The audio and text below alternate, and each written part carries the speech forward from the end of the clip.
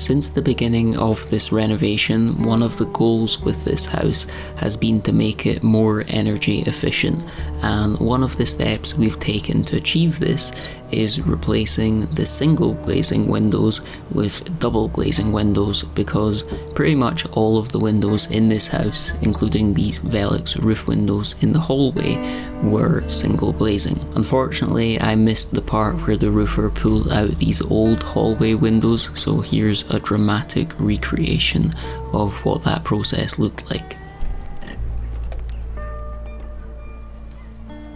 These hallway Velux windows were more than 20 years old, and when I started doing my research to find out if I could get upgraded double glazed ones in that exact same size, I found out that it was a discontinued size and that Velux no longer make them that small anymore. So instead, for the new double glazed Veluxes, I had to go a little bit bigger, but I was perfectly fine with that because that just means there's more light in the hallway. And given that bringing more natural light into this place has been another big goal with this place, next to making it more energy efficient, that was sort of an unexpected blessing. Obviously, with the bigger window, the previous openings weren't big enough, so Sean Paul had to cut into the ceiling a bit more and create a larger frame for the new sizes. As you can see, this whole Velux process was done at the same time as the re-roofing job, but I didn't want to double up and reuse the same clips of that process again, so I'll just point out, if you haven't seen the video I made on that and want to see the process of replacing this dodgy old roof with a sleek new one, you can check out the video I put up a month or two ago, which shows all of that from start to finish. Now, the guy that you can see here is Chris, and he runs a firm called Eden Joinery. Himself and Sean Paul actually have a workshop together where they're able to build a whole bunch of products off-site. If my memory serves me correctly, Chris said that they do things like timber frames for extensions, kit houses, and that they're also going to be doing holiday pods, which I'll speak about more in a second after Chris explains a problem with the old Velux space and how it wouldn't be suitable for the new window size. George, it's looking likely we're going to have to move this one over. Okay. See, close to this, you will get a flashing to work on, right, and the margin's just too small. Okay. Aye, fucking that's what it is. As long as you're getting the light in, that's the main thing. It's just to try and get a finish on that. Aye. It's near on impossible. And if we cut this out, you're going to have to shift it here, whereas if you just go into the next bay, it'll be a better job all in. So yeah, coming back to what I was going to say, one of the things that Chris and Sean Paul are getting involved in with their workshop is holiday pod builds. I don't know if this is just a thing in Scotland or the UK, but certainly up north in Scotland, these timber pods are becoming a bit of a booming business in the short-term holiday rental space. They're basically tiny houses which folk rent for a couple of nights on their travels, and are usually fitted with a bed, a tiny kitchen, and a tiny bathroom, and some of them are done to a really high standard, which, based on what I know of Sean Paul and Chris, their ones would most certainly be. I've actually been meaning to go and stay in one of these pods up north as part of my little tiny house tour series on here. I just haven't gotten around to it, but it's on the list. I think these pods are becoming more popular because, from what I've seen, it's the more modern and affordable version of having a cabin in the woods or a static caravan. You can just buy a little patch of land, put a pod on it, and then whenever you get sick of living in the city, or if you fall out with your wife or husband, you can just zoom away and decompress in your pod.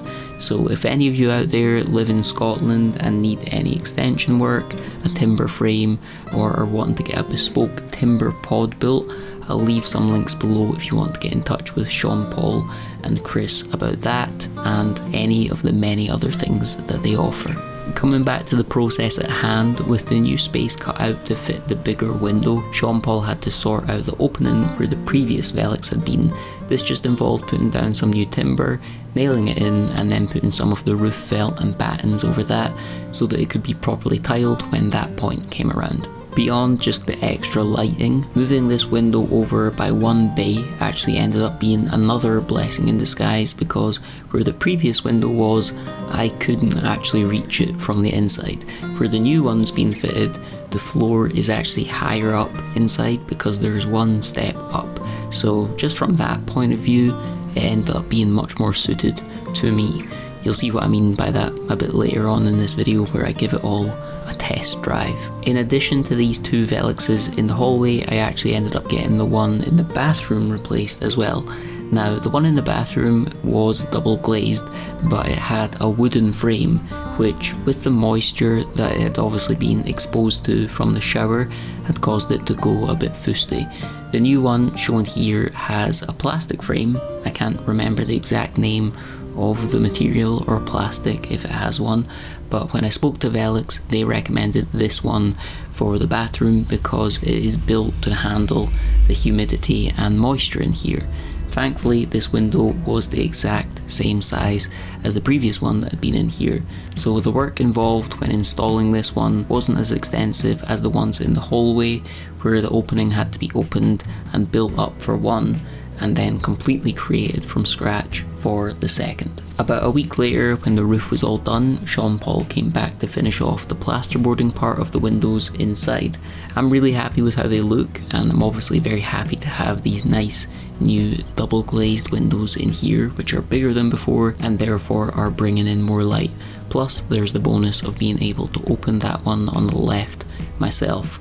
Only issue is I still need a bit of help properly closing it. Despite the new roof being done and completely watertight, the inside did have some water damage from before when the old roof was leaking. This had caused the stone and plasterboard on this part of the hallway to get really damp, so I decided to bring in a dehumidifier to try and soak the moisture out of the wall. After just a few hours, I came back and the tank was almost full, so over the past week I've just kept going in with this and gradually drying out the wall before we do anything about re-plasterboarding it. I guess this is just a risk, a downfall of old buildings, but bit by bit we'll get there and make sure everything is good on the structure front as well as aesthetically nice as well. So on that note, the next job will be the back bedrooms. We actually found that the walls in those rooms are only insulated with polystyrene, which is not ideal, and beyond that discovered that the stone wall behind the plasterboard in here is also a bit damp because of where the water was coming in through the old gammy roof. You'll see my disgusted reaction to that discovery in a second. So with all of that said, in the next video you'll see me taking down all of these old walls, showing you a few surprises that were hidden behind them, and talking over the next steps we'll be taking to make this old building more safe and energy efficient. If you enjoyed this video, I'd appreciate you leaving a like and subscribing for more. Thanks for watching, and I'll catch you all in the next one.